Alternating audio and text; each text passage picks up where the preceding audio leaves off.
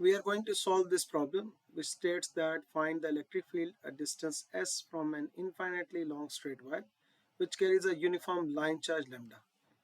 So let's draw a straight line.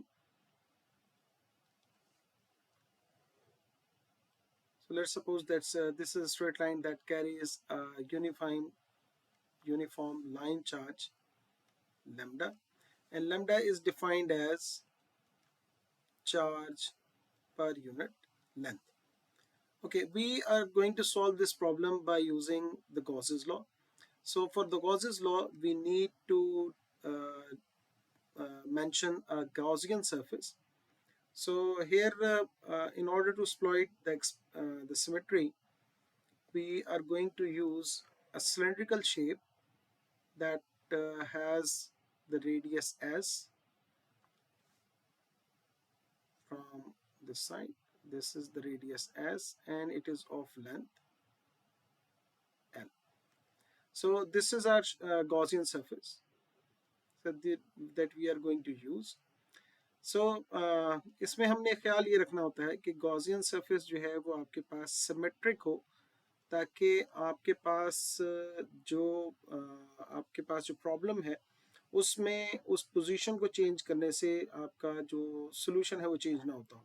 अब आप देख सकते हैं कि ये जो लाइन है, अगर मैं इसको सेंटर ऑफ द सिलेंडर के तौर पर कंसिडर करूं तो इसके ऊपर भी जो सिलेंडर की शेप है वो सेम है और इस तरह नीचे भी सेम है। अब गॉसियन सरफेस यहाँ पर हम एक स्फीयर भी ड्रॉ कर सकते हैं, वो भी अगेन एक गॉसियन सरफेस है जो कि सिमेट्रिक है, लेकिन उसमें प्रॉब्लम ये है कि वहाँ पर हर पॉइंट से जो उसका बाउंड्री का डिस्टेंस होगा दैट वुड बी डिफरेंट। तो यहाँ पर लाइन चार्ज के लिए या हमारे पास अगर ऐसी डिस्ट्रीब्यूशन है जिसमें आपके पास लाइन चार्ज गिवन है, तो उसके लिए जो बेस्ट गॉसियन सरफेस है वो आपके पास एक सिलेंडर है। सो अब हम यहाँ पर गॉसेस लॉ को मेंशन करते हैं, विच स्टेट्स दैट कि अगर आपके पास एक गॉसियन सरफेस है या इंक्लोज सरफेस है, एक सरफेस है जिसमें चार्ज इंक्लोज है, तो उसकी वजह से जो इलेक्ट्रिक फील्ड होगी वो E dot D A would be equal to the Q enclosed by epsilon naught. So यहाँ पर अगेन जिस तरह मैं हमेशा बताता हूँ कि इलेक्ट्रिक फील्ड जो है वो हम लेंगे रेडियली आउटवर्ड, और यहाँ पर हम एक पैच कंसिडर करेंगे अपनी गॉसियन सरफेस पे डी ए का, और उसका उसका जो यूनिट वेक्टर है या जो एरिया वेक्टर है that would be in this direction. So electric field और area vector will be the same direction, तो यहाँ पर हमारे पास ई डी ए बचेगा। और इलेक्ट्रिक फील्ड को हम ले रहे हैं कि जो कि आपके पास बिकॉज ऑफ दिस सिमेट्री, चाहे इलेक्ट्रिक फील्ड आप यहाँ पर लें, यहाँ पर लें, यहाँ पर लें, तो थ्रू आउट द सर्फेस जो है वो सेम रहेगी। सो ये इलेक्ट्रिक फील्ड जो है वो कांस्टेंट के तौर पर बाहर आ जाएगी, and we are left with the integral, close integral of the surface. और यहाँ पर जो क्यू इंक्लोज्ड है that would be the charge enclosed by this Gaussian surface. तो यहाँ पर आप देख सकते हैं कि अगर चार्ज की मैं बात करूँ तो चार्ज जो है वो that would B lambda times the length जो आपके पास सरफेस है उसकी लेंथ के मुताबिक, तो ये हो जाएगी lambda times L by epsilon not.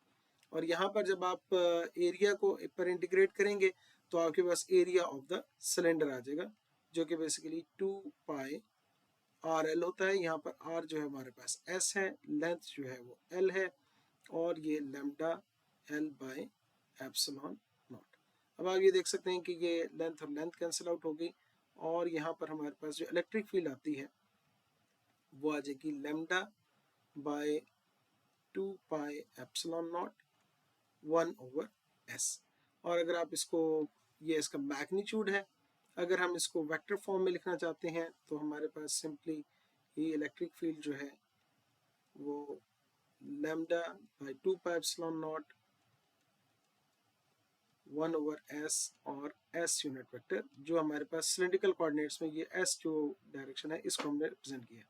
अच्छा, यहाँ पे आप देख सकते हैं ये टर्म कांस्टेंट है, अलबत्ता अगर आपके पास चार्ज पर यूनिट लेंथ जो है लाइन चार्ज गिवन है तो ये कांस्टेंट है, और ये डिपेंडेंस है इलेक्ट्रिक फील्ड की कि जिस तरह आप s को इंक्रीज करेंगे, यानी कि जब लाइन से दूर होते जाएंगे तो आपकी इलेक्ट्रिक फील्ड जो है वो रिड्यूस होगी।